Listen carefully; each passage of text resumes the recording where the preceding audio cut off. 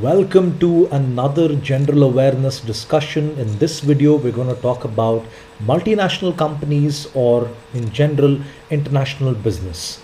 Okay, now let's get started with this presentation.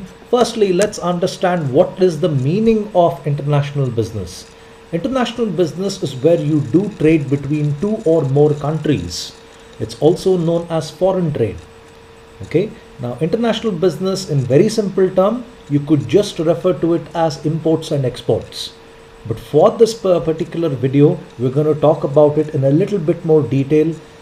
We will understand international business from the multinational company point of view. Okay, now why would multinational companies in fact decide to take their business to different countries around the world? Now, what is a multinational company, you might ask yourself? A multinational company is one which has its business in more than one country. Okay, remember, a multinational company is a type of company which has got its business in more than one country. Now, even let's say you're a small manufacturer in some corner of India, your main exports are to a small country like Sri Lanka. Even then, you are classified as a multinational company. It's not necessary that your products are being sold in a large country or in a superpower like the American subcontinent or Europe or any of these places. Even if you're selling it to a small country nearby as well, that is still considered that you are as a multinational company. Now, why do multinational companies decide to change their business? That is, they no longer want to keep their home country as their main market. They want to go about selling their products to the rest of the world. One main reason for that is more consumers. Now, more consumers is equal to greater profits. Yes, if you are going through the current affairs quite regularly, you will actually see how profitable companies are. No company today does its work from a social point of view. That is, their main purpose is not to give the society big benefits, but it's in fact to make profits, and that's perfectly fine. So one big reason why they would go about selling their products outside their home country is because there are more customers. Okay, McDonald's noticed that America is not fat enough, and now they're deciding to sell their products even in India. Okay, then labor specialization. If you look at automobile manufacturers, most of the major automobile manufacturers are concentrated in and around Japan. That is Japan, South Korea. That's where you would come across a large number of automobile manufacturers, or the best ones at least. Now, the reason that is there because you find better specialization when it comes to the auto industry. The auto industry demands a lot of manpower, especially when it comes to design and innovation. And as we have seen in the past, the Japanese happen to be one of the most innovative people in the world. And whatever innovation you come across in automobiles, you find it most of these innovations happening in Japan or in any of those countries nearby, Japan or South Korea. Okay. Then political conditions. If conditions in your home country are not so good, you decide to do your business in a place where the conditions are more favorable politically. Now, for example, if you are a company which is there in Egypt or in Libya or in any of these countries which lack political stability, you will find it extremely difficult to do your business there because of constant rioting, constant bad political management. So you would decide that, okay, let me leave Egypt, let me leave Libya and move to a place where it's easier for me to do business. Now, I can say the same even for a domestic business as well in India. One of the reasons why you have little industry in places like West Bengal and Kerala is because of bad political conditions in those states. In fact, you saw that recently when it comes to Tata Motors, when they wanted to set up a manufacturing plant in West Bengal. You saw a large number of people create riots. In fact, it was so serious, it was almost classified as a civil war. West Bengal is not politically stable. And you find many countries as well which follow the same pattern, and businesses feel Let's go to a place which is more welcoming towards us. In fact, since our home country itself is not so polite to us. And then, nearness to raw materials. One of the reasons why you see a large number of oil companies come from places where oil resources are quite high, because the raw material access has been made easy. Okay. In fact, most of the oil companies prefer to do their business nearby to the location where the oil is in fact available. Now, many of the oil wells in the world happen to be around the Gulf, Northern Africa. Many multinational companies prefer to set up their refineries there because it reduces the cost of transport. I mean, especially American companies are known for doing this. Mobil is one of them. Mobil has refineries in Uganda, Sudan, Northern Africa, and many countries around the Sahara. They have this because most of the oil wells happen to be there. It's not really possible for them to set up a pipeline all the way from the Sahara towards America. You can imagine how that distance is. You have to cross the whole Atlantic with that pipeline. The cost is going to be exorbitant. So rather than that, they prefer to keep their manufacturing closer to the raw material location itself because it reduces cost. And then, factors of production made more suitable. What better example for this other than China? One major cost for manufacturing is human capital, that is, paying your employees who are supposed to work. Now, any company tries to minimize this particular cost because it's one of the most expensive there is. One of the reasons why you find a lot of manufacturing happening in China is because the raw materials available there, particularly when I say raw materials, I mean here human capital, which is the major input for manufacturing, that happens to be available at low cost. And that's one of the reasons why you see pretty much everything is in fact made in China. There is even an old joke, I think by Robin Williams. He says even the free Tibet stickers are made in China. So you can see what these guys actually do. They pretty much make everything. Now, the advantages, large scale activities and revenues. McDonald's likes to pride itself when they say they've sold billions of burgers worldwide. You can actually imagine how many outlets this company must have in order to sell so many. This is not something which is easy to comprehend. This is an extremely large number we're talking here. All multinational companies are known for their large scale activities. I mean, just visit the websites of TCS, Infosys, or even Bharti Airtel. They will tell you with how many different locations they are actually doing their business. Airtel recently expanded their activities towards Africa, Singapore and Malaysia and even Sri Lanka. Now all that is going to add to their expansion and increase the activity of Airtel's business. You will see in fact a large number of African countries subscribing to Airtel service. I mean, it's already happened and they're doing quite well there. Then access to inputs. Inputs here refers to people, materials, energy and even building. Now the best example for this, like I said, is China. One of the reasons why the Chinese country is in the Chinese people are doing so well in the world of manufacturing is not only because the cost of labor is low. In fact, the Chinese government in fact welcomed these people. They welcomed manufacturing companies and told them, come here and do business. We will give you everything that you want. Then economies of scale. Now, when you start manufacturing more and more, the cost of the units actually comes down. You can see this because the prices of cell phones have dropped significantly over a course of time. Samsung is in fact selling their phones all over the world. Now you can imagine how many units are actually being manufactured. And when so many units are being manufactured, the cost of manufacturing every unit comes down. And that's how you achieve economies of scale.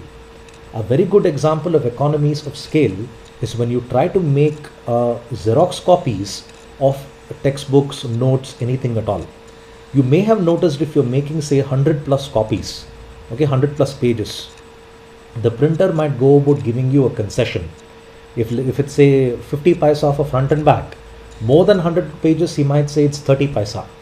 Now that happens because he's able to reduce his cost from his side and he's able to pass on the savings to you. That's one of the examples of economies of scale. And then you have the opportunity to position your organization and develop its brands globally. Now, a brand like Coca-Cola has become so well recognized. The calligraphy of Coca-Cola is something which has become a universal language. All you have to show people is that calligraphy of Coca-Cola, the ribbon calligraphy as they call it. And this is something which has made it recognizable for the entire world. In fact, Coca-Cola has been able to use that ribbon calligraphy for even styling their bottles in Hebrew. That's the language spoken in Israel. Even there as well, you find their brand being recognized so easily. And instantly one will come to know what that brand is as soon as they see that particular logo. Levi's is one of those brands. Wherever you come across Levi's, all that they talk about is the quality of their product. And that's something which everyone has understood if you have ever worn a pair of Levi. You never really see the company saying that, okay, now we've come out with the low waist jeans. That's a new product that we are launching. They don't really talk about the styles of the product that they have. In most of the Levi products that you would have seen, all that they talk about is the quality of Levi as a brand. They really don't like to say anything more than that. And that's how the brands in fact achieve global recognition. Then, minimize tax liabilities across borders. A very good example for this would be Google. Now, listen to this carefully because it's a very, very interesting scenario on how Google is able to reduce its overall tax liability and hardly pay anything to the American government when they go about claiming for their taxes. Now, Google is predominantly into advertising. Aside the search engine, aside the cloud computing, all that, the main revenue for Google is always advertising. Now, in order for me to put an advertisement on Google, it's going to cost me 2,500 rupees per month, the basic package. Now, this money, I'll be paying this through credit card. The money from India, from me, from Bangalore, is going to go all the way to Ireland. Ireland, Google has got an office there in Ireland, the country full of castles. It has an office there. From there, the money gets moved from Ireland to Netherlands. Now, why does it move from Ireland to Netherlands? Is because they have a bilateral agreement wherein I send money to you, you send money to me, we don't ask questions. That's pretty much the summary of the bilateral agreement between Netherlands and Ireland. Now, from Netherlands, the money is in turn moved to the Cayman Islands. The Cayman Islands are a place right near the United Kingdom, pretty close by to the United Kingdom. The Cayman Islands are in fact a tax haven. The Cayman Islands government doesn't really care where money comes. In fact, the government is so well off thanks to tourism, they don't have to tax anyone for anything. They are quite sustained when it comes to the tourism revenue itself. So Netherlands, it sends it to the Cayman Islands. From the Cayman Island, it comes to Bermuda, the island of Bermuda there, and from there it in fact goes to America, that is California, the headquarters of Google. Now there's a long chain of moving money through different subsidiaries of Google is done so that they can reduce their tax liabilities. Now the American government has got no authority in a place like Bermuda.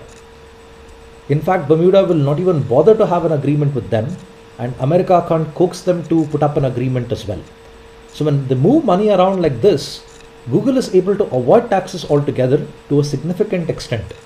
And this is one of the ways in which companies minimize their tax liability, or in fact eliminate their tax liability altogether. To be very honest, no one likes to pay taxes. Okay? You might have fun in solving a tax problem, but believe me, I as a taxpayer don't like to pay it. I can be brutally honest about that. The disadvantages. Complication of the business. In the previous slide, I told you the network Google must build in order to move money and reduce its tax liability. Now, doing something like this might sound very cool, but the infrastructure you need to put in is going to be quite expensive. When you have countless branches all over the world, the number of people you need to manage is going to be more. And more people you need to manage is always going to be a difficult task. And hence, international business can lead to complications. Then, a diverse environment and resources. Now, consider this. Coca-Cola needs to make sure that their products in fact follow the kosher policy of the Jewish customs. Now, the Muslims have got something called halal, while the Jewish people have got something called kosher. Now, in some of the products of Coca-Cola, they do not use sugar and instead they end up using corn syrup.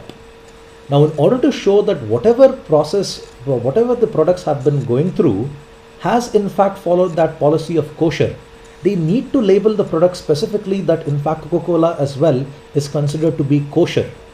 Just like how you see in some of the meat shops saying in brackets that okay, the meat has been processed through halal. This is something which is going to be very expensive for the company to do, because if you're doing this in one country, you need to do it in many others as well. Now, the diverse culture of people is what leads to complication of the business. Each customer will demand the product to be in a particular way, and the company needs to tailor the product to that requirement. To an extent, it sounds fun, but over a course of time, it's going to get more and more complicated when you do this. And then, challenge for multinational companies in understanding local politics. Now, if you look at the Orissa government, they recently scrapped the deal of POSCO, or rather scrapped the deal, I could say that they put the deal in a very shaky ground. Now, for a long period of time, POSCO has been trying to invest in Orissa and trying to come out with one of the biggest steel plants in the world. POSCO is a Korean company, South Korean. Obviously South Korean. You don't expect anything to happen from North Korea. I mean, you have a high school guy being the leader of that place. So what could you expect? So POSCO is trying to do business in Orissa, and for a long period of time they've been pushed aside by the Orissa government. They've been telling them, okay, let's do it, let's do it, let's do it. And so far so good, that's never happened. The problem is international businesses expect to move things quite fast, because the faster they move, the easier it gets for them to make revenue. And local politics is always a concern for them, and it delays the course of their business, and in fact eventually it delays their revenue as well. Then, notoriously slow pace for international business developments. Now, if you look at how long it took for an international business to fulfill a contract, it turns out to be quite long. Now, if you will refer to agreements between companies to do business, it's really not something which happens overnight. This could take years together for them to go about doing it. Now, consider the recall which is done by Toyota. Now, when they do a recall, they're going to recall lakhs of cars, and they're going to take a long period of time for them to go about fixing the problem. Now, this is what they refer to as the slow pace of development. As efficient as international businesses are, in many of the cases, these guys end up being quite slow, and in many cases, they end up being inefficient. Now, this is what you would refer to as one of the demerits of international business. Moving on, how do companies go about operating in different parts of the world? Now, some companies are operating in one of these methods. They would prefer, say, franchisee. Another type of company might prefer something like turnkey. Now, it's all dependent on the type of industry they are in. So I'll get into the details of this. I hope you are able to understand them and relate to them as well. Franchisee, the best example for this would be fast food. Now, what happens in a franchisee is, let's say you're a person, I'll talk about Coffee Day, since we've all been to that place which is supposed to serve coffee for some reason. And somewhere in the bottom, I find froth and with traces of coffee flavor somewhere in the cup. Now, Coffee Day, let's say you want to open a Coffee Day franchisee. You need to pay Coffee Day head office a large amount of money to acquire their trademarks, their patents, their procedures, and then you could go about starting your own Coffee Day. Now, I'm not sure what the cost is. The Coffee Day people will come and inspect the land where you want to do business. They'll look at how many people can be served, and then they'll consider giving you the rights in order to sell their products. Now, when you purchase a franchisee, you are in fact acquiring the trademarks, the patents of this company. When I say that, for example, the Coffee Day logo that you have seen, a lot can happen over coffee. Now, if you want to put that up, you need to pay Coffee Day royalty for it. You need to pay them a fee for it. It's usually a one-time thing that you need to pay. Only after you paid it can you go about utilizing that board and can you start your Coffee Day operations. I remember this friend of mine who runs a corner house in Bangalore. He was even telling me, after you get a franchisee right, the training is also given by the company, and it's one of the best trainings apparently. And this is in respect to corner house. He was telling me how Death by Chocolate, the cake for Death by Chocolate is actually made. They have a very secret recipe on how this is actually made, and that's what makes Death by Chocolate from Corner House so unique. So they even give you very high quality training on how you're supposed to do, even make the products that is there in the menu card. All that is in fact part of franchisee. Fast food, like I said, McDonald's, Taco Bell, that happens to run on a franchisee mode of business. And then you have licensing.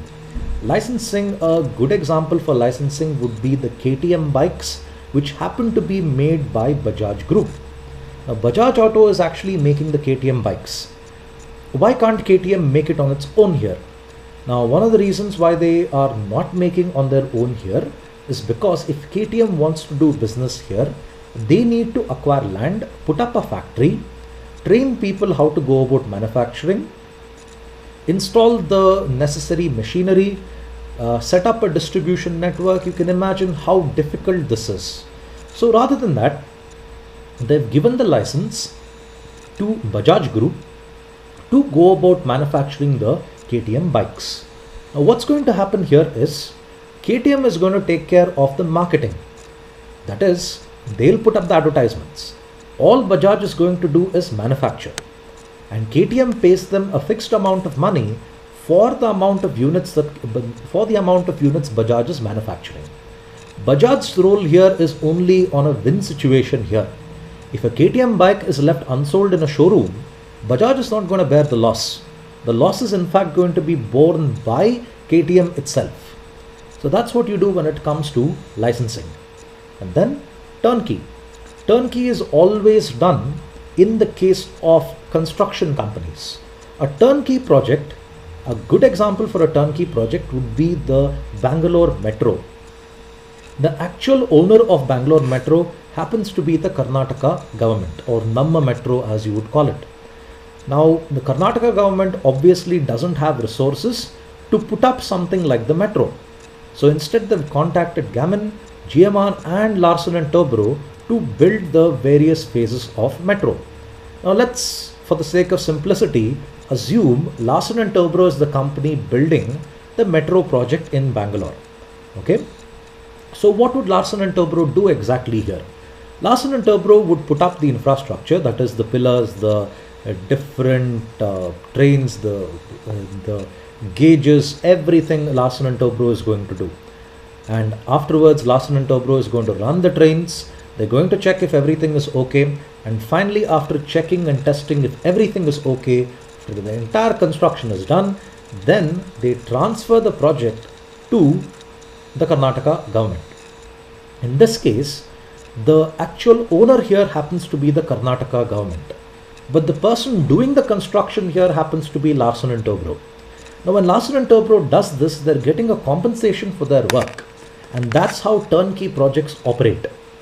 Turnkey projects are how construction companies in fact do business.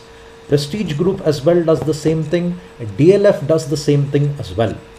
In this case, you build something, you operate it, in the sense you check if everything is okay, you test it, and then you transfer it to someone else.